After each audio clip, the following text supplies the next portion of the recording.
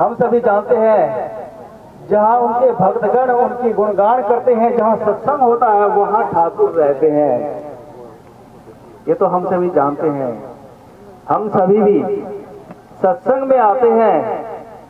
जब हम सत्संग में आते हैं तो हम सत्संग में रहते हैं। उसके बाद हम सब कहाँ जाते हैं? हम सभी अपने जो है घर की ओर रवाना होते हैं, घर में रहते हैं। तो ईश्वर कहाँ रहते हैं? आज दुनिया की आबादी जो है 8.2 बिलियन है, 800 करोड़ से ऊपर, जिसमें से कम से कम 33% जो है वो क्रिश्चियन है। वे कहते हैं कि हमारे गॉड वो सिर्फ एक ही है। और वे कहाँ रहते हैं? वे गिरजाघर में रहते हैं। दुनिया में कम से कम 26% मुस्लिम धर्म के लोग हैं जो मुस्लिम मतों को मानते हैं। वे कहते हैं हमारा जो है अल्लाह ही जो है श्रेष्ठ है। वे कहाँ रहते हैं? वे हमारे मस्जिदों में रहते हैं। नियर अबाउट 16% जो हिंदू रहते हैं, हमारे हिंदू मत के मानने वाले हैं, वे कहते हैं हमारे भगवान कहाँ रहते हैं? हमारे भगवान मंदिरों में रहते हैं। इसी प्रकार से बौद्ध धर्म को मानने वाले कहते हैं, इसी प्रकार से जैन धर्म, जितने भी मत के लोग हैं सभी कहते हैं उनका सबका जो है ईश्वर होता है। तो जब वे एक ईश्वर, यदि ईश्वर एक ही है, तो यहाँ पर जो विभिन्नताएं है वो आखिर कैसे है, क्यों है आखिर? हम बूंद बूंद के प्यासे, तुम अमृत के सिंधु हो। हम बूंद बूंद के प्यासे, बहे तुम्हारी करुणा भारी, नैनों से है पालनहारी। बहे तुम्हारी करुणा भारी, नैनों से है पालनहारी। वो तड़प रहा है प्राण जैसे चातक बूंद को तरसे हो। तड़प रहा है प्राण जैसे चातक बूंद को तरसे। तुम अमृत के सिंधु हो, हम बूंद बूंद के प्यासे। तुम अमृत के सिंधु हो, हम बूंद बूंद के प्यासे। तुम अमृत के सिंधु हो, हम बूंद बूंद के प्यासे।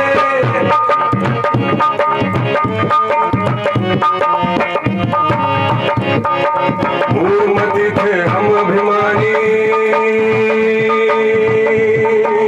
अहंकार में बने ज्ञानी।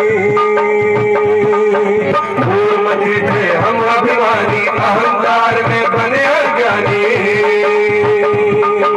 मूर्मति थे हम अभिमानी, अहंकार में बने ज्ञानी। गाकर अपनी गाथा सबसे किया पुकार अपने ही मुख से।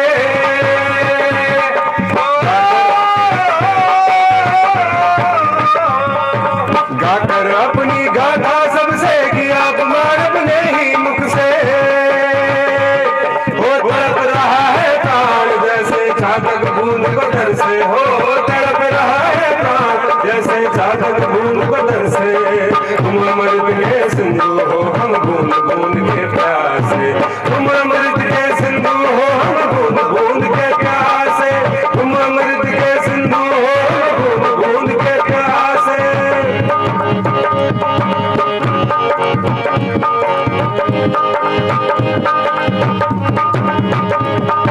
परम पुरुष जब आए भू पर,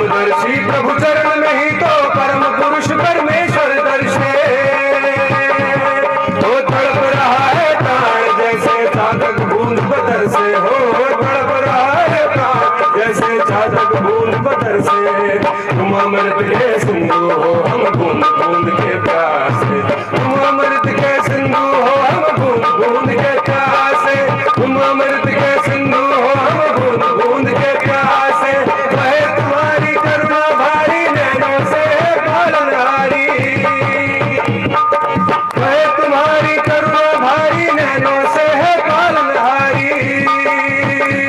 हो तड़प रहा है प्राण जैसे चातक बूंद बदर से, हो तड़प रहा है प्राण जैसे चातक बूंद बदर से। तुम अमृत के सिंधु हो हम बूंद बूंद के प्यासे, तुम अमृत के सिंधु हो हम बूंद बूंद के प्यासे, तुम अमृत के सिंधु हो हम बूंद बूंद के प्यासे।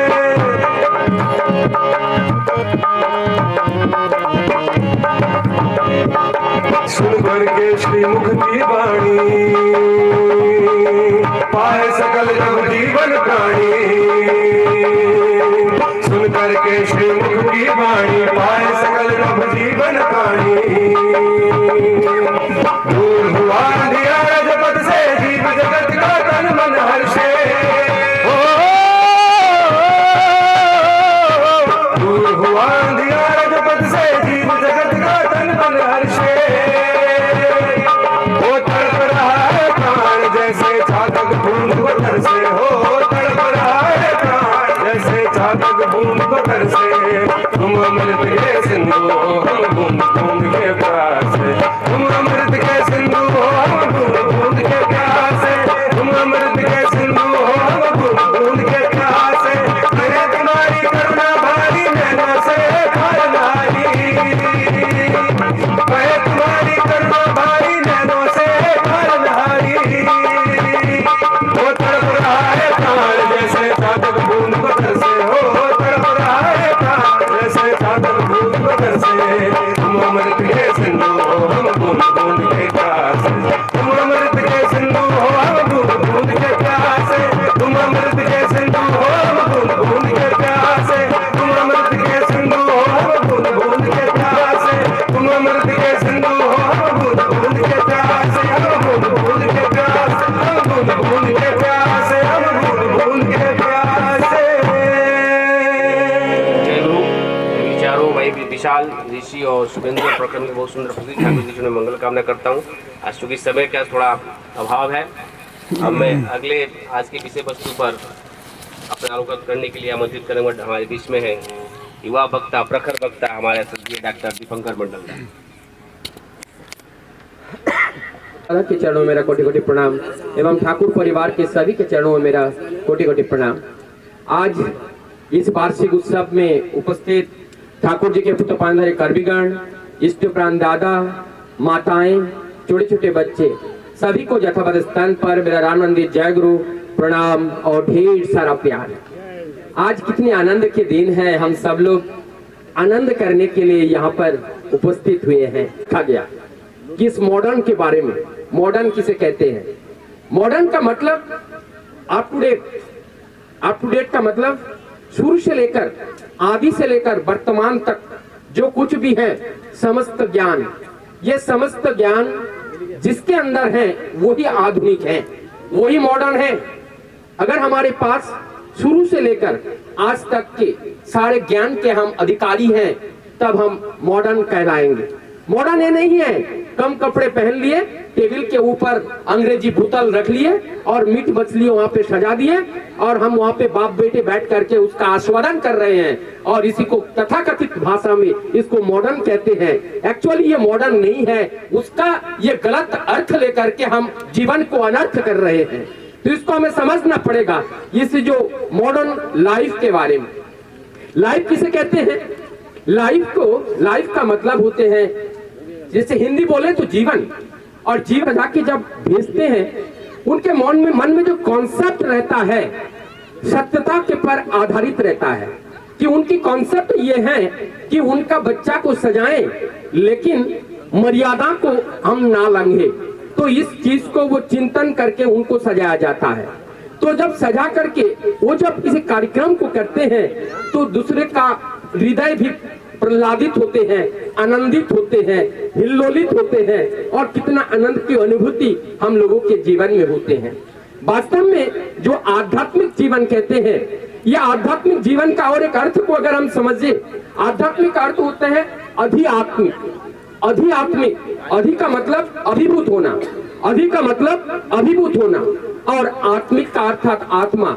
आत्मा अर्थात सत्य, सत्य से अब अभिगाहन करना, यानी कि हमारा सब कार्य में सत्य का ही झलक दिखे, हमारी सभी कर्म में वो सत्य का ही झलक दिखे, असत्य का नहीं। और जब सत्य का झलक दिखे, उस सत्य के रंग से हम रंग जाएं, तो हमारा जीवन आध्यात्मिक कहलाता है। आध्यात्मिक तब कहलाता है कि हमारा ये जीवन उस रंग से रंग जाए। कौन सी रंग? सत्य के रंग से रंग जाए। वाणी में सत्यता हो, श्रवण में सत्यता हो, दृष्टि में सत्यता हो, चलन में, अपने जीवन की हर भंगिमा में एक सत्यता का जो झलक है वो झलक दिखे। ये झलक जब दिखता है तो सबको आकर्षित करता है, और आकर्षित जब करता है बड़ा मनोरम लगता है, बड़ा मनोरम लगता है, बड़ा मधुर लगता है। और वो तभी लगता है कि ऐसा जीवन ही आनंद का जीवन होते हैं। वास्तव में जिस यंत्र के माध्यम से उस मधुसूदन का रस का आस्वादन करने का जो यंत्र है वो एक मात्र मानव तनु है, और वही मानव तनु आज इस कलयुग में मिले हैं। हम सभी लोग परम से भी और कुछ कहना चाहिए, ऐसे सौभाग्य के अधिकारी हम लोग हैं। अब कहते हैं ये धार्मिकता की प्रयोजनीयता क्यों है। अब इसको हम सिंपल रूप से समझेंगे। ये जो जीवन है, सत्य का जो जीवन है, वास्तविकता का जो जीवन है, ये हमारे जीवन में जरूरत क्यों है, ये जरूरत क्यों है, हम सब सिंपल से समझ जाएंगे। जो माँ बाप अपने घर में प्रत्येक दिन रात बिताने के लिए डरते हैं, या तो अपने पति से या तो अपने कुपुत्र से। क्यों? क्योंकि वो शराब पी के आते हैं, वो शराब पी के आते हैं, अनियंत्रित होकर रहते हैं, और कब गाली बक दे, और गाली तो दूर की बात, कब वो हाथ छोड़ दे, कब पैर छोड़ दे, इसका कोई गारंटी नहीं है। ऐसा जो जीवन होता है यह जीवन पशुवत जीवन होता है, और ये पशुवत जीवन को हराम कर देते हैं, जीवन को अंधकारमय कर देते हैं, जीवन को अचल कर देता है। और ऐसा जीवन क्या हम चाहते हैं? यह है आध्यात्मिकता के विपरीत जो जीवन होता है, और ऐसा जीवन ही यही पशुवत जीवन होते हैं। इस पशुवत जीवन को अगर हम आदर करें, सत्कार करें, वर्ण करें, तो हमारे जीवन में क्या हो सकता है? हमारे जीवन में नरक के अलावा, अशांति के अलावा, दुख के अलावा, दरिद्रता के अलावा, हीन मान्यता के अलावा और कुछ हो भी नहीं सकता है। तो हमारे जीवन में क्या चाहिए? प्रयोजनीयता है या नहीं है? हमारे जीवन में आध्यात्मिकता का प्रयोजनीयता है। आध्यात्मिकता का अर्थ इस जीवन को रंगाना है, रंगना है। कैसे रंगना है? जब रंग वाले दुकान पे जाते हैं, पेंट वाले दुकान के पास अनेकों रंग होते हैं, उस रंग से हम घर को सजाते हैं, कितना मनोरम लगता है हमारा वो घर। अरे भाई, आपने घर को तो सजा लिया पेंटर के दुकान से रंग ला करके, लेकिन उस घर के अंदर जो रहेगा उनको सजाने का चिंता कभी किया या नहीं किया? यदि तुमने उस घर के अंदर रहने वाले मनुष्य का अगर नहीं सजाया, अपने बच्चों का अगर नहीं सजाया, लेकिन तुम्हारा नींद भी उड़ जाएगी, तुम्हारा वो सब जीना भी उड़ जाएगा, जीवन में कोई शेष नहीं रह जाएगा। तो अगर सजाना है तो अपने बच्चे को सजाओ, सजाना है तो इस अंदर जो बैठे हुए जो प्रभु है उनको सजाओ, और उनके पुकार को सुनो, और उनके पुकार से कार्य को करो। यहाँ पे आगे चलता हूँ थोड़ा। दो शब्द आते हैं, बड़ा भूलभुलैया है ये दो शब्द। एक है रिलीजन, जिसको हिंदी शब्द साधारणतः लोग सब धर्म कहते हैं, लेकिन ये एक्चुअली रंग है। गूगल में डालो, वहां पे भी रिलीजन करते ही धर्म बताएगा। रिलीजन इज नॉट धर्म, रिलीजन अलग है और धर्म एकदम अलग है। रिलीजन क्या है? रिलीजन, ठाकुर जी कहते हैं, रिलीजन का जो अर्थ है बताते हैं, इंस्टॉल्स लाइफ। क्या करना है? इंस्टॉल करना है। मोबाइल में क्या करते हैं हम लोग? इंस्टॉल करते हैं, बहुत सारे चीज ऐप को इंस्टॉल करते हैं और अनइंस्टॉल करते हैं। ऐप अगर अच्छा है तो उसको इंस्टॉल कर दिया, तो हमने अपने परिवार परिजन को इंस्टॉल नहीं किया तो हम अनइंस्टॉल ही घूम रहे हैं। जब इंस्टॉल ही नहीं हुआ तो रिलीजन नहीं हुए, हम धार्मिक कहने का अधिकार नहीं है। अगर हम उस रस में नहीं डूब रहे हैं, उस संस्कार के अंदर हम संस्कारित नहीं हो रहे हैं, कहने से धार्मिकता नहीं होते हैं, कहने से आध्यात्मिकता नहीं होते हैं, कहने से सनातन नहीं होते हैं, करने से होता है। हमें जीवंत करना पड़ेगा, मूर्त करना पड़ेगा, इस शरीर से हमें करना पड़ेगा, करके ही हम पाएंगे। इसलिए ठाकुर जी बोलते हैं, करना ही पाने की जननी है। तो ये जो रिलीजन, आज जो रिलीजन हम इस अच्छे कार्य में प्रेरित करते हैं, ये है रिलाइगेशन, ये है रिलीजन, और ये धर्म का यही उद्देश्य है। और धर्म का अर्थ क्या है? हमें धर्म, ये बहुत बड़ा एक शब्द है। शास्त्र कहते हैं धारेति इति धर्म, जिसको धारण किया जाता है। तो ये क्या धारण करना है, हमें इस धर्म को कैसे समझना है, हमें क्या धारण करना है, उस सत्यता को धारण करना है। और वो सत्यता धारण किए हुए है, उसको केवल हमें समझना है। समझना है कैसे, हमें धारा कि हमें धारण करके कौन रखा है, कौन हमें धारण करके रखा है। हम ये जो जीवंत है, हम जो बात कर रहे हैं, हम जो चल रहे हैं, इसके अंदर कौन है, प्राण है। वो प्राण के और इस प्राण के रखवाले कौन है, ये प्राण के मालिक कौन है, वो प्राणेश्वर है जो बैठे हुए हैं। तो इस प्राण, ये प्राण जब तक है तब तक भी अगर हम प्राणेश्वर को भूल के रहेंगे तो बाद में जब जरूरत पड़ेगा प्राणेश्वर हमें कहाँ मिलेंगे। तो अगर हम प्राणेश्वर को चाहते हैं तो जो प्राण इनके अंदर है, उन्हीं के अंश है, उनकी बात को हम समझे, उनके निर्देश को हम समझे और वो निर्देश। आजकल के जो बच्चे हैं, नई पीढ़ी है, वो अप टू डेट बनना चाहते हैं, या आपकी पुरानी बातें ये सब चीज को नहीं समझते, अप टू डेट चाहिए हम लोग को। तो जब ये प्रश्न किए गए ठाकुर जी से, ठाकुर जी उनसे पूछा कि आप तो टीचर हैं, अप टू डेट का अर्थ क्या होता है। जब किसी बच्चे को होमवर्क देते हैं अप टू 5 चैप्टर, तो इसका क्या होता है, 1 to 5 या खाली 5 चैप्टर होता है। तो शुरू से लेकर अंत तक, आधुनिकता से लेकर अभी तक का जो भी है सब पूरा अप टू डेट, उसी का अपडेट करके सबके साथ में पूर्ववर्ती के अधिकार करके ही परवर्ती का आविर्भाव होता है। उसी में सबको हम लोग पाते हैं, तभी हम लोग मॉडर्न हो पाएंगे। बहुत सुंदर प्रस्तुति हमारे दीपंकर भाई, मैं ठाकुर जी की मंगल कामना करता हूँ। अब हमारे बीच में एक छोटी सी कन्या कुमारी आहना एक नृत्य प्रस्तुत करेगी, उसके बाद युवा सम्मेलन को समाप्त करेंगे। उस तत्पश्चात हम लोग मुख्य सभा की तरफ अग्रसित होंगे। जय गुरु।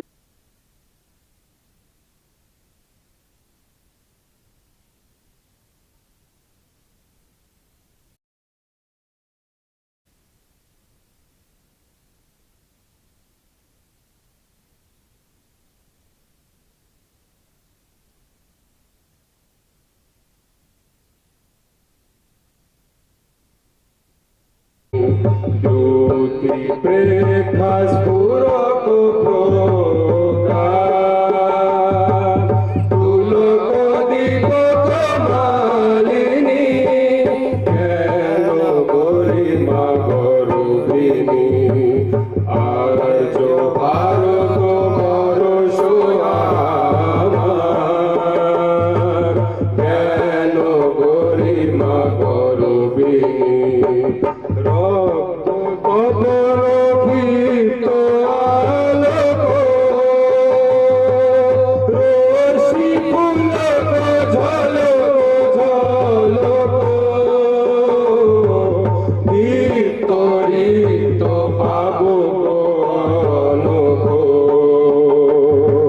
মৃত্যু বিজয় দায়িনী, আর্য ভারত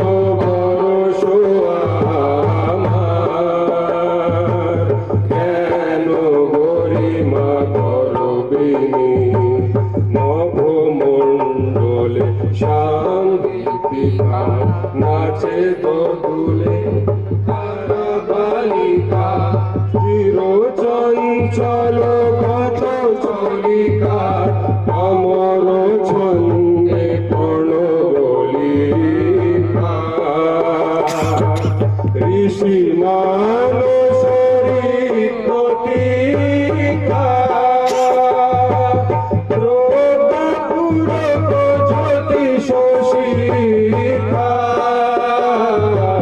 তুরিত দাপট বিনায়িনী, জ্ঞান গরিমা গরুভিনী, আর্য ভারত বর্ষ আমার,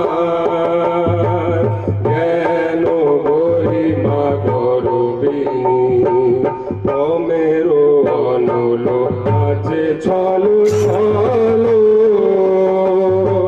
বহে সরস্বতী সিন্ধু প্রবল, বিশ্বদ্যুতি দিল অর্ঘ্যচল,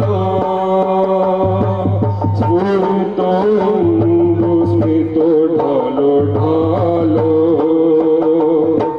চলে ভাগীরথী ডাকে কল কল,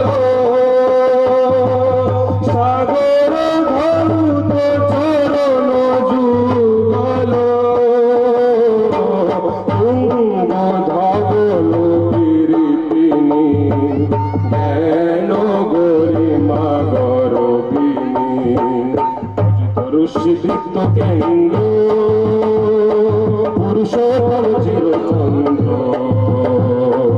জাগে আহল বিকল মন্দ্র আমার রকম জীবন সান্দ্র আর্য গরিমা গভীর মন্ত্র ছলো কিশোর একটি তন্ত্র ভারত বিশ্ববিদ্যালয় কেন গরিমা গরবিনী আর্য ভারত বরস আমার কেন গরিমা গরবিনী দুটি প্রেক্ষাস পুরো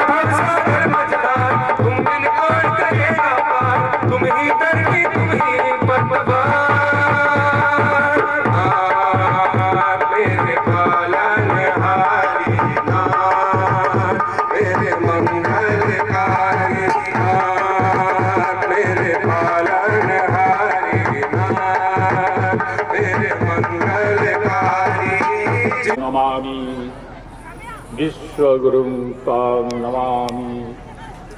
परम दयाल श्री श्री ठाकुर जगत जननी श्री श्री वर्मा, परम पूज्यपाद श्री श्री वर्दा, परम पूज्यपाद आचार्य देव एवं श्री श्री अबिंदा एवं समस्त ठाकुर परिवार के रात्रि चरणों में राखों की प्रणाम। उपस्थित भक्तिमती माताएं, हमारे दादा लोग, जो लोग भी आज इस सभा मंडप में उपस्थित हैं, सबको मेरा आनंदी जय गुरु। विषय तो बहुत अपने जीवन में उनको आदर्श की तरह लेकर चलते हैं। ठाकुर जी स्वयं में एक आदर्श हैं जो हमारे जीवन के प्रेरणा स्रोत हैं, जिनके बताए दिशा और निर्देशों पर जीवन को लेकर चलने का हम सबका प्रयास रहता है।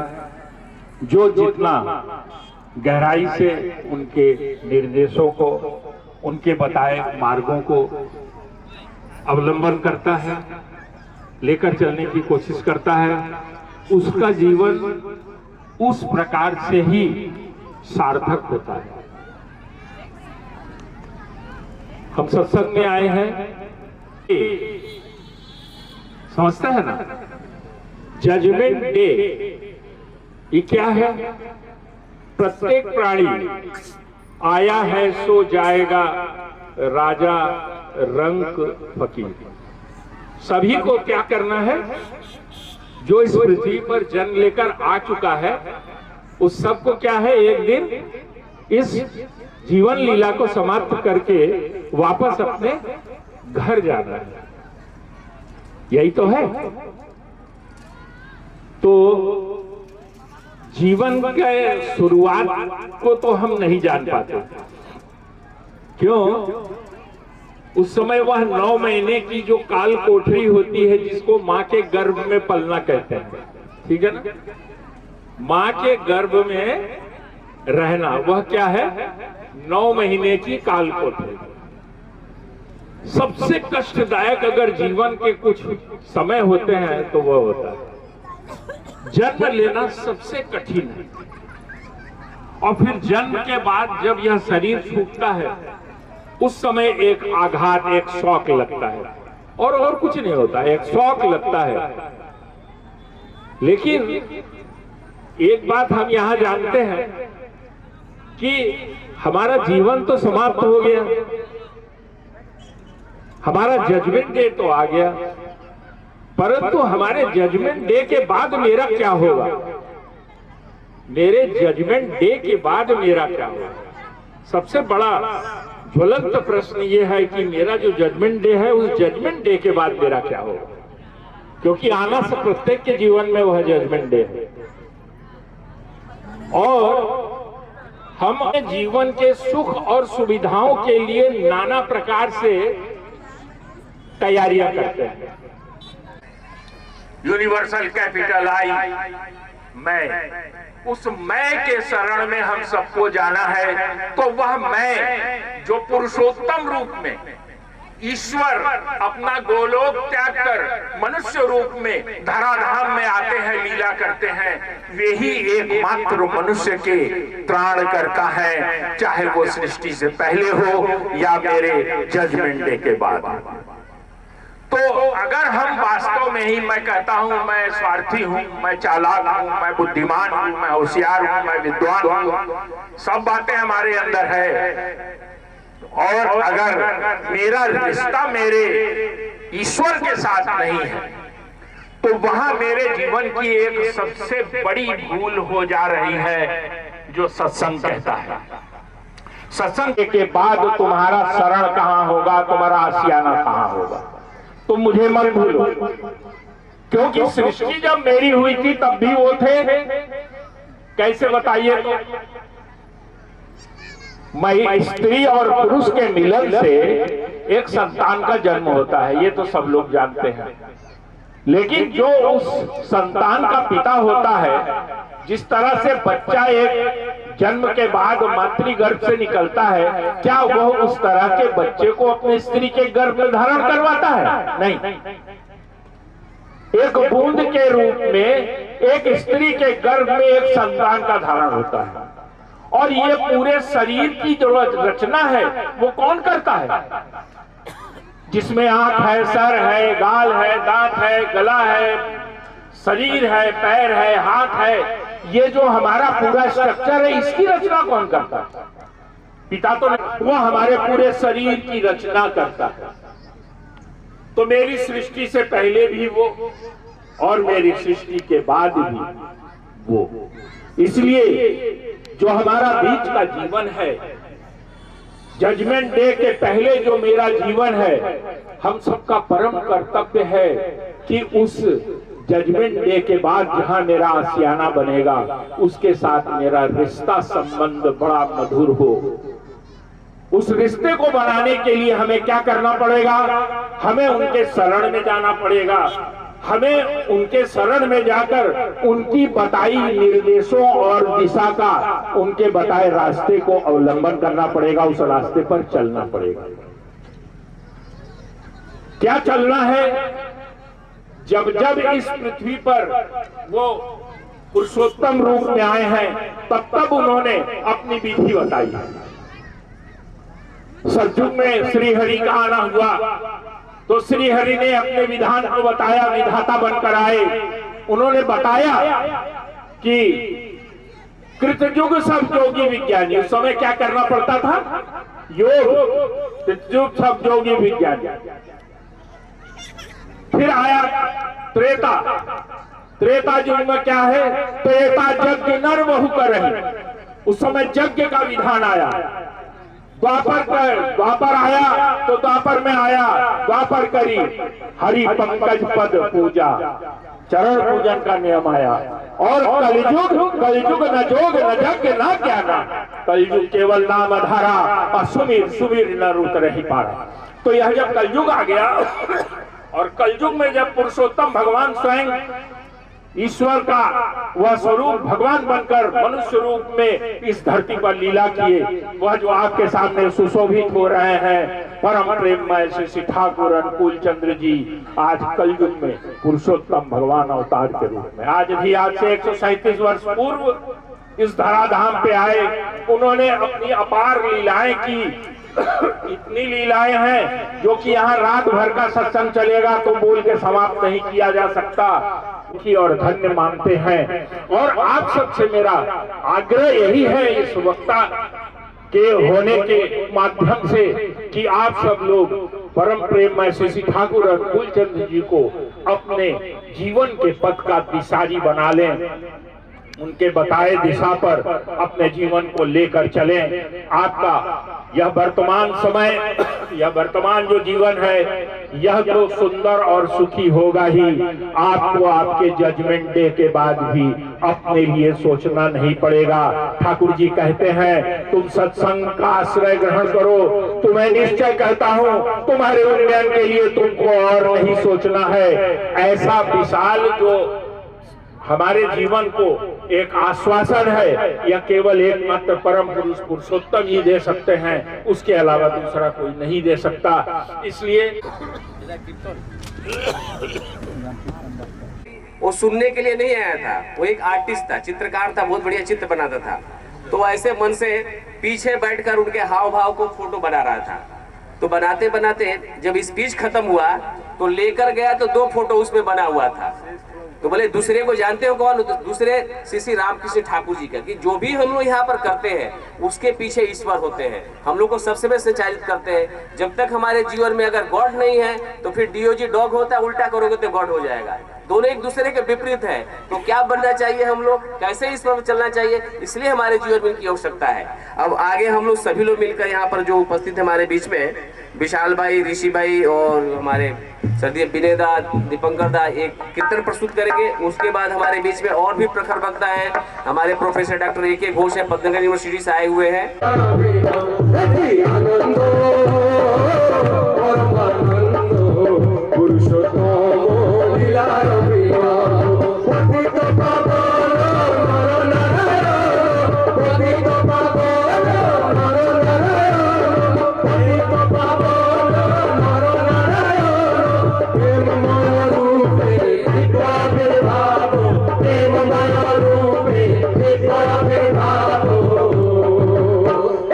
आनंद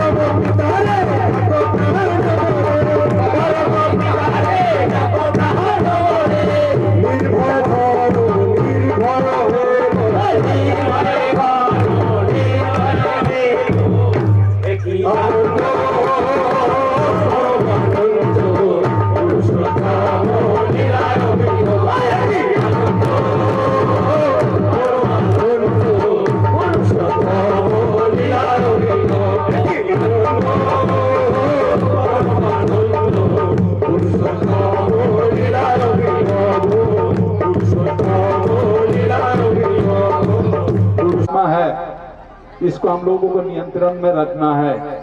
ये प्रवृत्ति के जब हम परिचालित करते हैं हम लोग को आत्मा को, तो हम आत्मा हमारा नियंत्रण में नहीं रहते हैं। तो इसीलिए हम लोगों को प्रभु का निर्देश पालन करके हम लोगों को जीवन में ईश्वर के नीति विधि का पालन करके हमारा जीवन में जब तक हम पालन नहीं करेंगे तो हमें ईश्वर के हम गंतव्य में हमारा उद्देश्य में हम पहुंच नहीं सकते। तो आत्मनियंत्रण अपना व्यक्तिगत जीवन, परिवार जीवन, समाज जीवन, राष्ट्र जीवन, ये सब जब तक आपका नियंत्रित नहीं होगा तब तक हम लोगों का ये गंतव्य में पहुंच नहीं सकते हैं।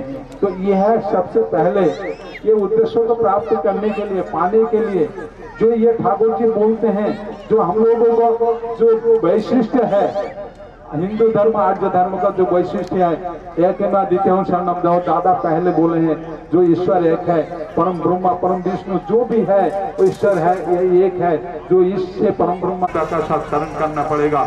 और पूर्व को वर्तमान पुरुषोत्तम शरण, जो पूर्व जो पुरुषोत्तम है वो आए है उसको शरण में जाना है। आज मैं ज्यादा नहीं बोल रहा हूँ, लोगों को ज्यादा समय लेना ठीक नहीं है। लोग मतलब इसमें भंगारा लेने में व्यासमी का पास बैठे हैं, ये गिरुदा अश्विदा और जोगिंदा ठाकुर जी से पूछते हैं, ठाकुर जी ये तो मनुष्य का यहाँ के मृत्यु के बाद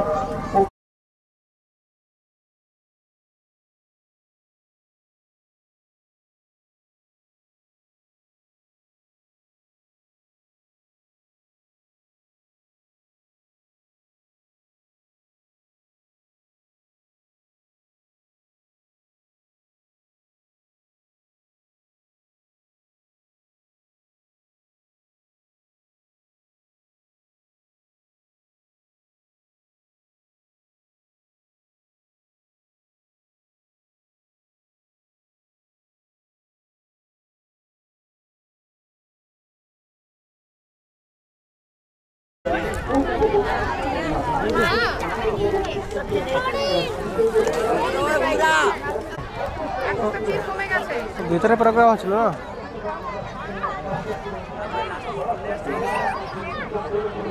बात करेंगे भजन के माध्यम से। तो हमारे बीच में है श्रद्धेय ऋषि भाई, विशाल भाई और शुभेंदु भाई मिलकर एक भजन प्रस्तुत करेंगे। तत्पश्चात ध्वनि देकर इस सभा को, धर्म सभा को समाप्त करेंगे। उसके बाद सांस्कृतिक कार्यक्रम चलता रहेगा। और एक विशेष घोषणा, आगामी 23 फरवरी को पीलीभीत स्थित सत्संग मंदिर न्यूरिया पीलीभीत में श्री ठाकुर जी का 137वां जन्म उत्सव पालन होगा। आप लोगों को, वहाँ के लोगों ने सभी किसी को निमंत्रित किया है। आप लोग सभी लोग वहाँ जाइएगा। अगले 23 फरवरी को, उस दिन रविवार दिन है, सब लोग ज्यादा से ज्यादा वहाँ पर पहुँचिएगा। जय गुरु।